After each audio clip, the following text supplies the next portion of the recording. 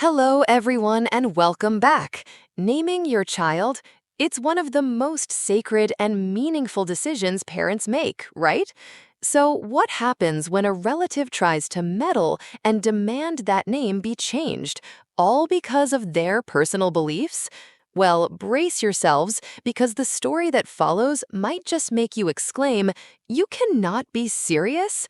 Remember to like, share, and let us know in the comments how you would react. The late summer sun bathed Franklin, Tennessee in a golden glow, its light filtering through the sprawling oak trees that lined the backyard of Clara Bennett's farmhouse-style home. The air carried the sweet scent of honeysuckle and the distant hum of cicadas, a perfect backdrop for the family dinner unfolding on the patio. At 32, Clara sat at the head of the long wooden table. Her newborn son, James, nestled in a bassinet beside her. Her auburn hair was pulled into a loose bun, her face radiant despite the exhaustion of new motherhood. James, just a week old, was the center of her world. His name chosen with care, a simple, timeless tribute to Tom's late grandfather, a man whose kindness had shaped their lives. Clara's younger sister, Lila, bustled around the table, setting out platters of Southern comfort food: cornbread, slow-cooked collard greens, and a bubbling dish of macaroni and cheese. At 28, Lila was a freelance journalist with a sharp tongue and a fierce loyalty to her sister. Her dark curls bounced as she moved her eyes, scanning the gathering for any sign of tension. Their Aunt Ruth Harper sat across from Clara, her posture rigid, her silver hair pinned neatly in place. At 60, Ruth was the self-appointed keeper of family tradition, a role she'd taken on after the death of Clara and Lila's mother a decade ago. Tom, Clara's husband, a lanky engineer with a quiet demeanor, poured sweet tea into mason jars, his smile warm but cautious, aware of Ruth's formidable presence.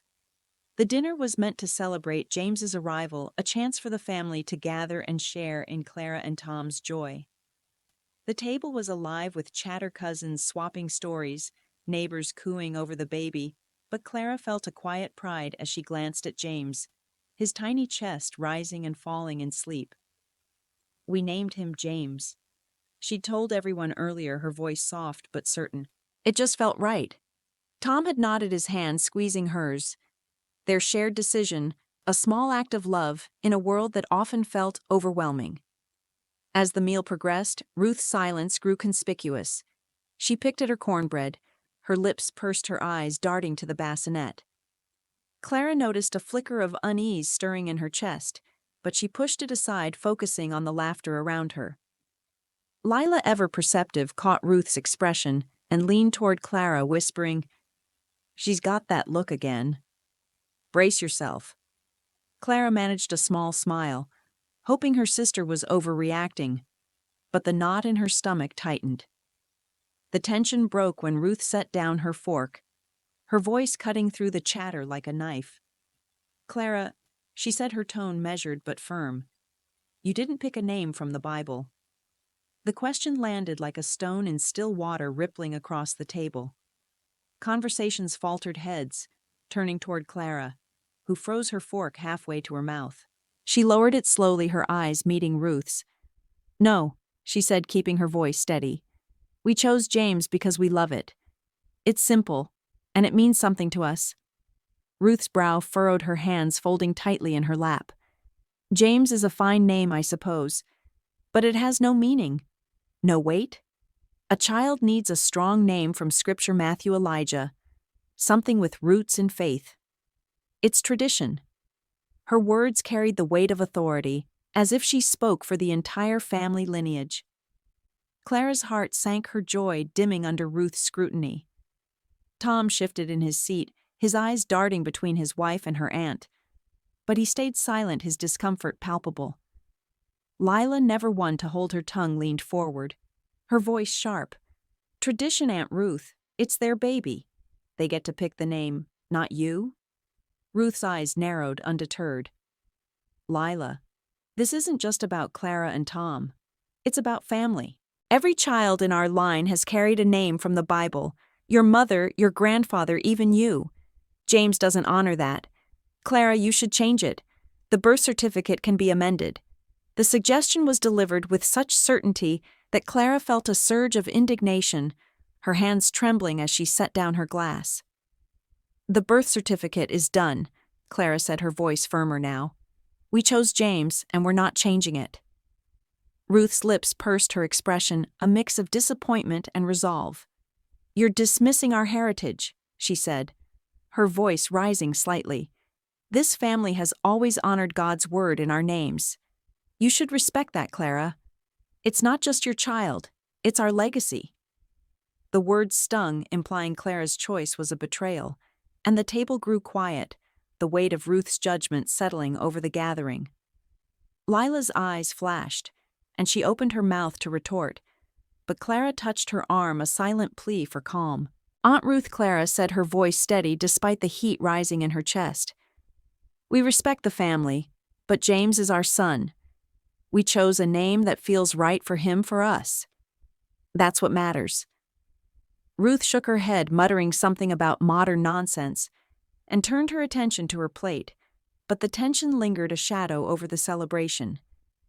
As the evening wound down, the guests dispersed, leaving Clara, Tom, and Lila to clean up. James stirred in his bassinet, letting out a soft coo, and Clara lifted him, cradling his warmth against her chest. Lila stacked plates, her voice low but fierce. "She's out of line, Clara. Acting like she owns the rights to your kid's name. It's ridiculous." Clara sighed, rocking James gently. "I know," she said, "but she's family. I don't want this to turn into a war." Tom, rinsing dishes at the sink, spoke up, his voice hesitant.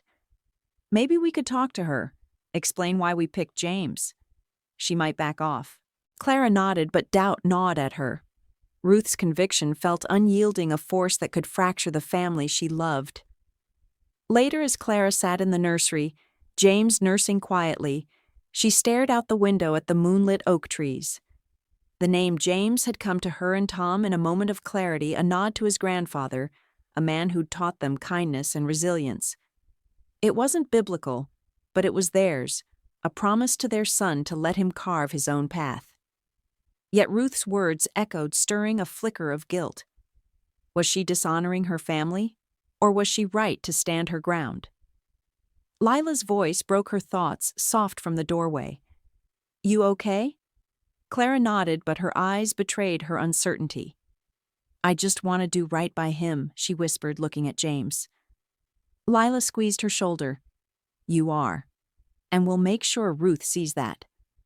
Outside, the Tennessee night was still, but Clara felt a storm brewing. Ruth's insistence, the weight of tradition, and the fragility of family ties were pulling at her, testing her resolve. The dinner had been a celebration, but it had also drawn a line between the past and the future, between duty and love. Clara knew the days ahead would challenge her, but as she held James, she felt a quiet strength. His name was theirs, and she'd fight to keep it that way.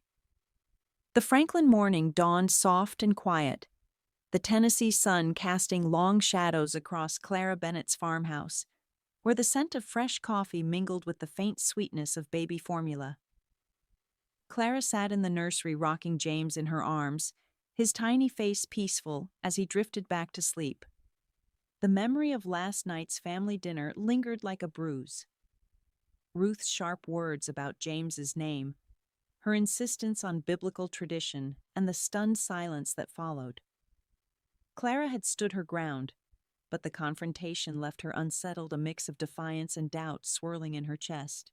James's name was theirs, chosen with love, yet Ruth's disapproval made her question if she was somehow failing her family. Downstairs, Lila was sprawled on the couch, scrolling through her phone, her dark curls spilling over a throw pillow. She'd stayed over after the dinner, sensing Clara needed her. "You okay up there?" she called, her voice carrying through the open staircase. Clara emerged, James nestled against her shoulder, and sank into an armchair. "I'm fine," she said, though her tired eyes betrayed her. "Just thinking about Aunt Ruth. She's not going to let this go, is she?" Lila snorted, setting her phone down.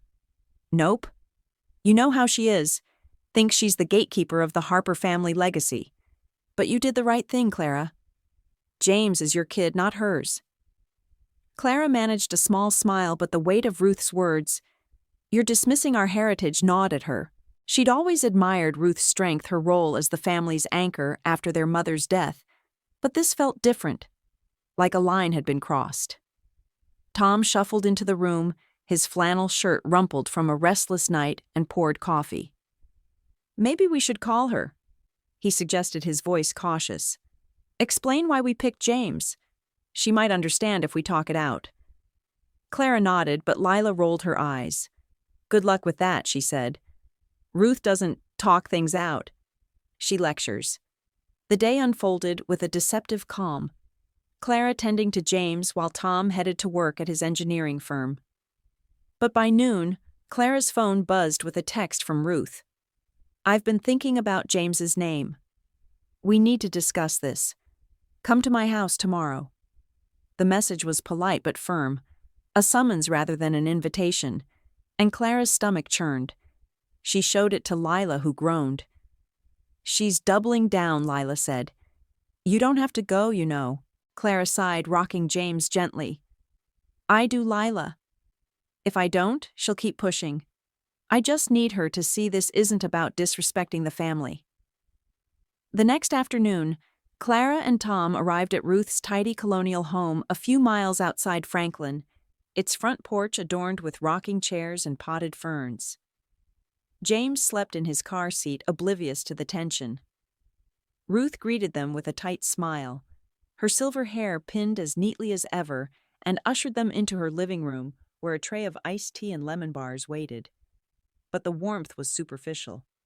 Ruth wasted no time, her voice steady, as she sat across from them. "Clara, I've spoken to your cousins, and we all agree James isn't a fitting name. Our family has always chosen names from Scripture. It's what binds us, what honors your mother, your grandparents. You can still change it. The birth certificate isn't set in stone." Clara's heart sank, the weight of Ruth's words compounded by the mention of her cousins. She glanced at Tom, hoping for support, but he shifted uncomfortably, his eyes on the floor. Aunt Ruth, Clara said, her voice calm but firm. "We chose James because it means something to us. It's not about rejecting tradition. It's about what feels right for our son." Ruth's lips pursed, her hands folding tightly in her lap. "A name without meaning is a weak foundation," she said. Matthew, Elijah. These are names with strength, with God's blessing. James is ordinary. You're setting him up for a life without roots." Tom cleared his throat, his voice hesitant. "It's not ordinary to us," he said. "James was my grandfather's name. He was a good man, taught me everything about family. That's the root we're giving our son." Clara's heart swelled at his words, a rare moment of assertiveness, but Ruth waved a hand dismissively. "A grandfather is one thing," she said. "But Scripture is eternal. You're breaking a tradition that's held this family together for generations. Your mother would have wanted a biblical name." The mention of her mother stung, and Clara's patience frayed. "Don't bring Mom into this," she said, her voice sharper now. "She raised us to make our own choices, to love our family without being bound by rules. James is our choice, and it's final." Ruth's eyes narrowed, but before she could respond, James stirred, letting out a soft cry. Clara lifted him, her focus shifting to his comfort, but Ruth's voice followed her. "You'll regret this, Clara," she said. "A child needs a name that carries weight, not just sentiment." The visit ended abruptly, Clara and Tom leaving with a strained goodbye. In the car, Clara's hands trembled as she buckled James in her anger, warring with guilt. Tom reached for her hand, his voice soft. "You were amazing back there," he said. "I should have said more. I'm sorry." Clara nodded, but the weight of Ruth's disapproval lingered a shadow over their joy as new parents. Back home, Lila was waiting, her laptop open to an article she was drafting. "How'd it go?" she asked, though. Clara's expression told her everything. "She's got the cousins on her side now," Clara said, sinking onto the couch. "And she brought up Mom like I'm betraying her memory." Lila's eyes flashed and she slammed her laptop shut. "That's low even for Ruth," she said. "We need to shut this down, Clara. You can't let her guilt trip you into changing James's name." Lila's words sparked something in Clara, a determination to reclaim her choice. That evening, she and Lila rummaged through a box of their mother's keepsakes, hoping for clarity. Tucked among old letters was a journal, its pages yellowed, but filled with their mother's elegant handwriting. Clara's breath caught as she read an entry from before Lila's birth. "I want to name her Lila for the flowers I love. Dad says it should be Ruth or Sarah to keep the tradition, but I want my girls to have names that feel like freedom." Clara's eyes filled with tears. Her mother's words a lifeline across time. She wanted to break the tradition, Clara whispered. She just didn't have the chance. The discovery gave Clara strength, but Ruth's campaign didn't relent. Over the next few days, Clara's phone buzzed with messages from cousins echoing Ruth's sentiment. Why not pick a biblical name? It's what we've always done. The pressure was suffocating, and Clara felt the family she loved slipping into factions. Tom, sensing her strain, grew more vocal, calling one cousin to explain their choice, but the response was lukewarm, leaving Clara feeling isolated. Even a visit to their local church where they planned James's baptism brought no relief. The pastor, a friend of Ruth's, gently suggested a biblical name to honor the family. The breaking point came when Ruth called, her voice unyielding. "Clara, I've been praying on this," she said. "If you don't change James's name, I won't attend his baptism. It's not right to celebrate a choice that goes against our faith." The ultimatum hit Clara like a blow, her heart racing as she clutched the phone. "Aunt Ruth," she said, her voice shaking, "this isn't about faith. It's about my son. If you can't accept his name, that's your choice, not mine." She hung up, tears streaming down her face, but a fire kindled in her chest. She wouldn't bend. Not for Ruth, not for anyone. Lila, overhearing the call, pulled Clara into a hug. "You're doing the right thing," she said fiercely, "and we're not letting her ruin James's day." Tom, home early from work, joined them, his jaw set. "We'll have the baptism our way," he said, "with or without her." Clara nodded, her resolve hardening. The baptism was days away, a celebration of James's life, and she wouldn't let Ruth's shadow dim it. But as she looked at her son sleeping peacefully, she knew the fight wasn't over. Ruth's absence would leave a void, and the family's fracture felt like a wound. The question was whether they could heal it, or if the name James would cost them more than Clara feared. The morning of James's baptism dawned bright in Franklin, Tennessee, the sky a vivid blue that promised hope, though Clara Bennett's heart carried a storm of nerves. The small white clapboard church, nestled among dogwood trees, stood ready for the ceremony, its stained glass windows catching the sunlight in bursts of color.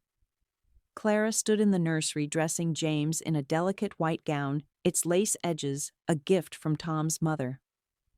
At 32, Clara was exhausted but resolute, her auburn hair pinned back, her hazel eyes reflecting a quiet strength.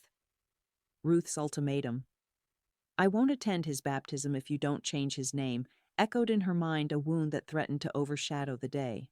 But Clara's resolve was unbreakable.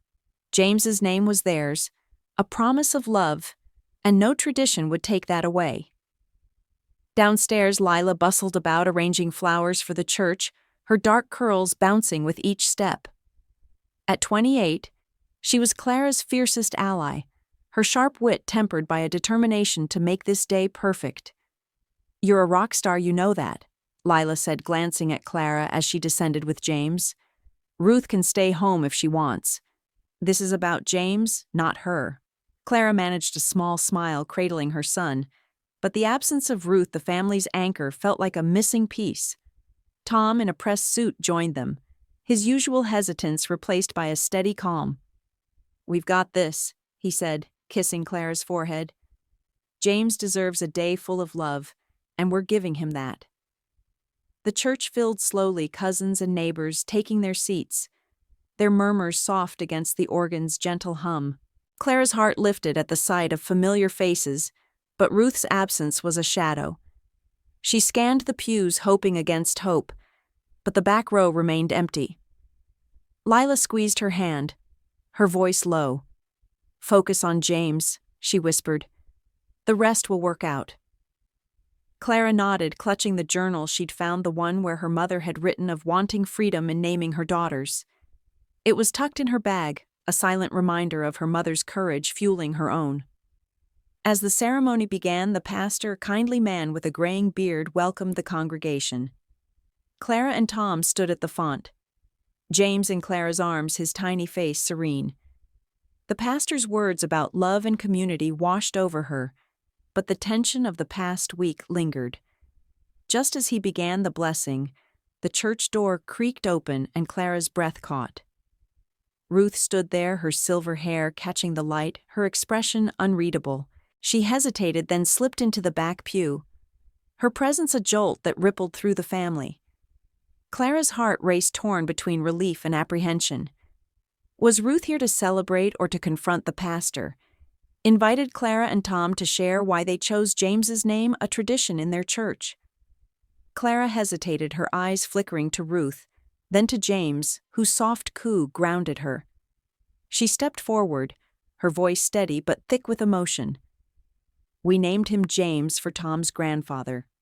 She began her words, carrying across the quiet church. "He was a man of kindness, who taught us that family means love, not rules.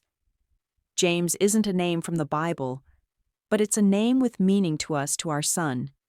It's a promise to let him grow into who he's meant to be, free to write his own story." The congregation listened, some nodding, others glancing at Ruth, whose face remained impassive. Clara's voice grew stronger, her mother's journal a silent anchor. "My mom wanted that freedom for me and Lila," she said.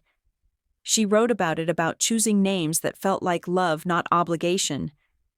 I'm honoring her by choosing James, and I'm honoring our family by standing by what we believe is right." Tom stepped closer, his hand on her shoulder, his voice joining hers. "James is our son," he said, his tone firm, "and we're proud of his name, of what it means to us." A murmur rippled through the pews, a mix of support and surprise. Lila, standing as godmother, beamed, her eyes shining with pride. The pastor smiled, nodding approvingly, but Clara's gaze drifted to Ruth, whose hands were clasped tightly in her lap, her eyes glistening. For a moment Clara thought she saw a flicker of doubt in Ruth's expression, a crack in her resolve.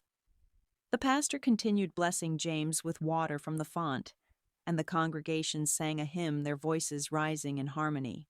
Clara held James close, her heart full, but heavy, uncertain what Ruth's presence meant. After the ceremony, the family gathered in the churchyard, where tables were set for a reception under the shade of oaks. Clara mingled, accepting hugs and congratulations, but her eyes kept drifting to Ruth, who stood apart, speaking quietly with a cousin. Lila approached, her voice low. "She showed up," she said. "That's something. Want me to talk to her?" Clara shook her head, handing James to Tom. "No," she said. "I need to do this." She crossed the yard, her heart pounding, and stopped before Ruth, whose expression was softer now, tinged with something like regret. "Aunt Ruth," Clara said, her voice gentle but firm. "I'm glad you came. It means a lot to James, to us." Ruth's lips trembled, and she looked down, her hands fidgeting with her purse. "I almost didn't," she admitted, her voice low. "I thought you were throwing away our family's faith, our history. But hearing you speak about your mother, about what James means to you—" She paused, her eyes meeting Clara's. "I was wrong to push you." "I'm sorry, Clara."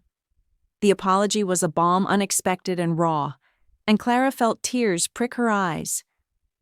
"I didn't want to hurt you," she said.